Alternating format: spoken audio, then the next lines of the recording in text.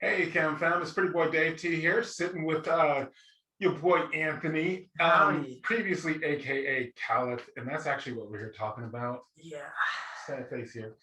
Um, but we're just gonna have a little discussion because we run the stream Evermore with EverLore on Twitch .tv/EverLore game, and you guys can check it out every Sunday between 1 and 3 p.m. But something happened last week. Yeah, What happened? it's not every day that you see such a bright star burn out in the world of EverLore. Yeah. Are you calling Kaliff a not bright star? I'm not saying that, but so okay, what's been happening, guys? We have a group called Wahuru, and it's made up of 6 unique individuals. Very unique individuals. Kaliff probably being the most unique. See, I wouldn't say that, but he was unique. When everybody is made up of people who just fight over greed and power, sometimes you gotta have somebody who moves it out. And he was the son of my character, Manitoba.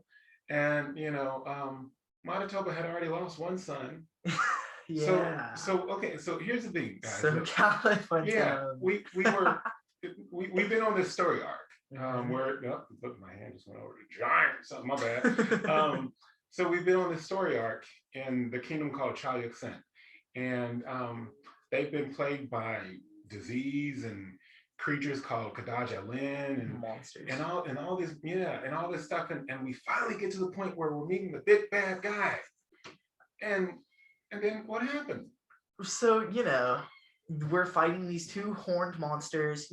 One runs off like a big baby that we have never seen before, right? We haven't seen them before. Okay, and so I think if they've got some good weaponry, I want to use this on the big bad. So Kaliff goes over and valiantly raises this mace, only for it to maybe raise him instead. Yeah. So okay, let me ask you, like, what came into your mind? Because Kaliff, up until that very moment, uses these sestai, right? And he pounds, and that's what you do, right? He does do his punching. You know what I'm saying? And what do you even say? You said, "Here comes the pain" or something. The pain train don't stop, baby. Yeah. Except the pain train stopped. So what happened? Why? Well, sometimes you come to a station, you got to take a break. The train can only chug along for so long. So you want to get creative with it, Okay. You want to pick something up you see on the battlefield and you want to break it over somebody's head. No. If it happens to be Stitch, so be it. So that's what happened. You when you picked it up. It picked me up instead. Yeah. I picked it up, and Kaliff's mind was sort of taken over by the magic in the weapon, and the big bad who was getting ready to, he even picked up Manitoba. And that wasn't very fun to hear about, but it mind controlled Kaliff, and it made him walk over and hit Stitch, who was the main person who was supposed to help take on Big Bad. Now there has to be something wrong with your lore master, because any good lore master would try to make sure his players know not to just go and pick up random magic stuff. Yeah, what the heck is up with that, Dave? I know. Has the lore master never given you guys any idea that that's not a good idea? Never, not once. Never. Yeah. I mean, there was no rings or anything like that hurt anybody. So the prime example of this was usually Stitch. He would pick up a helmet that went invisible on his head, and then that's creeped out the party for a while. He picked up a ring, and it just happened to make his head, comedianly almost, grow twice in size.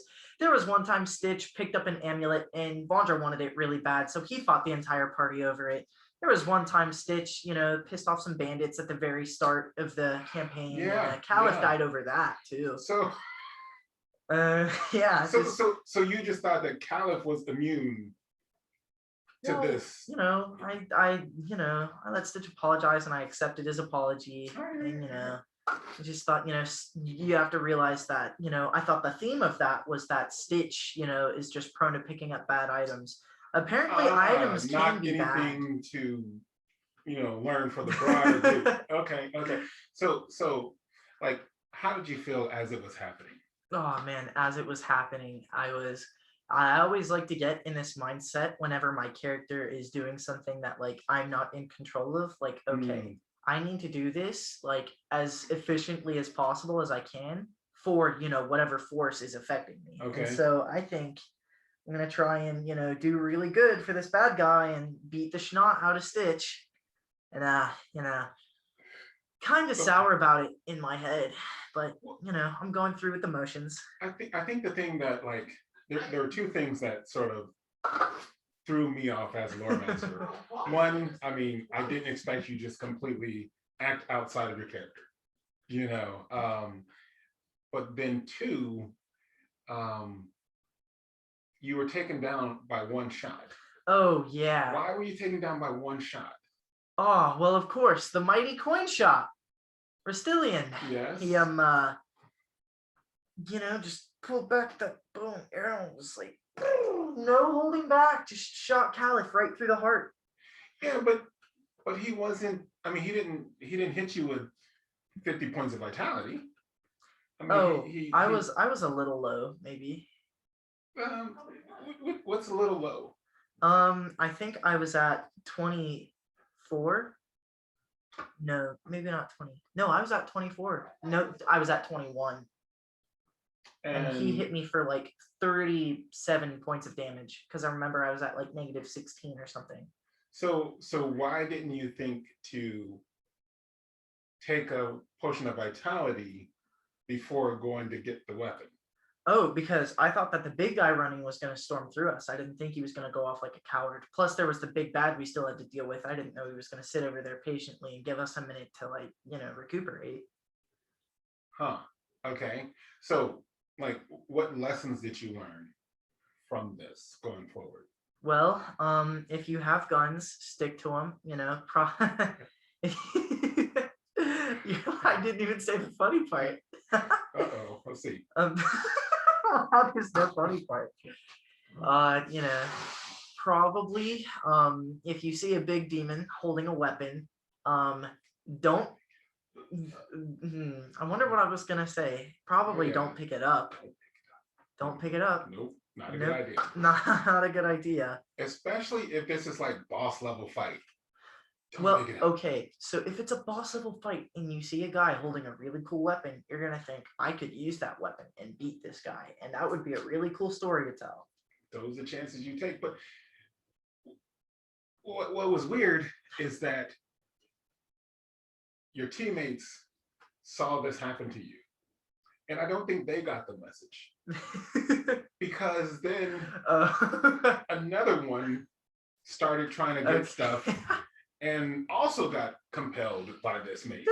He was trying to, use the rope and lasso it away. Then he was like, okay, well, I'm going to try and pick up Kaliff's gear, maybe, pick up some of Kaliff's body that's being sucked into this weapon. I think you said the right word, gear. Yeah. Yeah. I think they were sort of got that greed in their eyes. If you go back to the VOD, you can just see like, oh, I want his +4 amulets. I don't even want that. Anybody but Kaliff would be good with this Jestai. And then Restilian over there trying to weasel his way out of some debt. Well, I mean, the debt's gone, right? Yeah. I think you're going to have a hard time convincing them to pay debt to a new character. Still on the sticky note he wrote. So what do we think about, like, what happened? Okay, your character's dead. How do we go from there? Well, Kaliff has already been, revived once or twice, and he's been on the brink of death a lot. And he was a really young character, so I think it's reasonable for him to go out in a way where he's being curious about the world that he still has to explore and learn about. So, right. If that's the way Kaliff is going to end, I think we should probably, introduce Wahuru to somebody new. All right.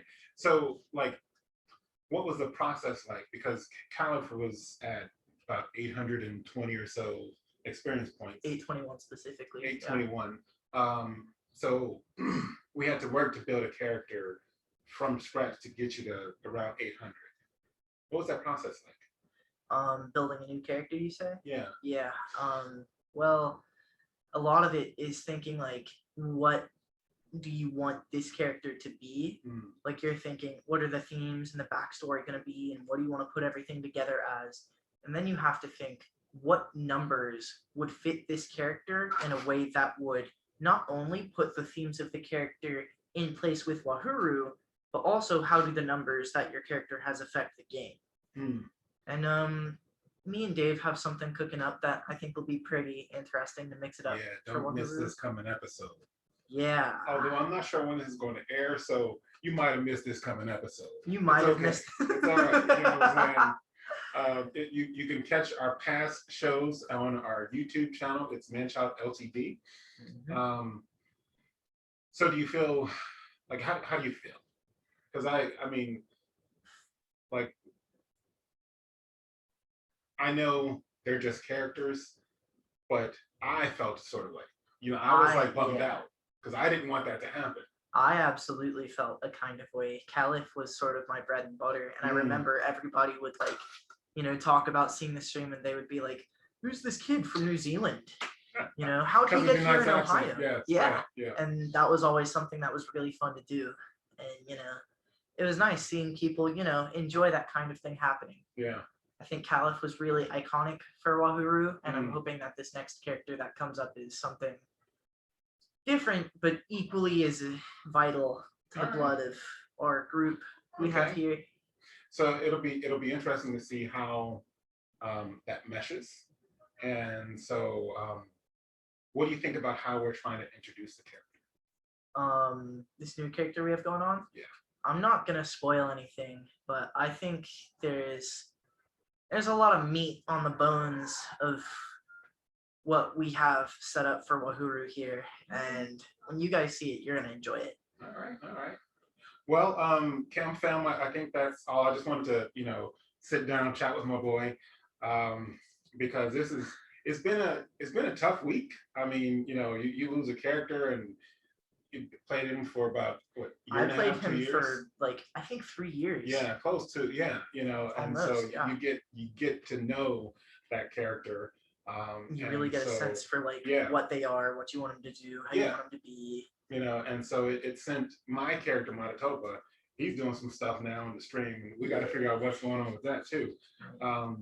But I wanted to give you guys just a little bit of insight on the death of a character and how it impacted the players, but also how it impacts the game.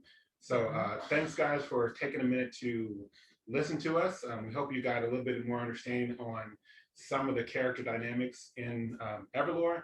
And you know, the thing is that you guys can learn more about us through Facebook, Instagram, and Twitter at EverLore Game. You can check out our stream at twitch.tv/EverLore Game. And you can always check out our website. What's this website? Website, ManChildLTD.com. ManChildLTD.com. Is that right? I think that's right. Yeah, ManChildLTD.com. ManChildLTD.com. Hey guys, check out ManChildLTD.com. ManChildLTD.com. That's right. There we have creature creation and casual talk. We talk about, you know, the way we make grimoires, our process behind making monsters, and just some fun stuff behind the scenes. Like this here. So, you know, if you guys want to see what happened to your boy, check it out. All right. But hey, thanks for watching. And remember, no matter who you are, this game is for you.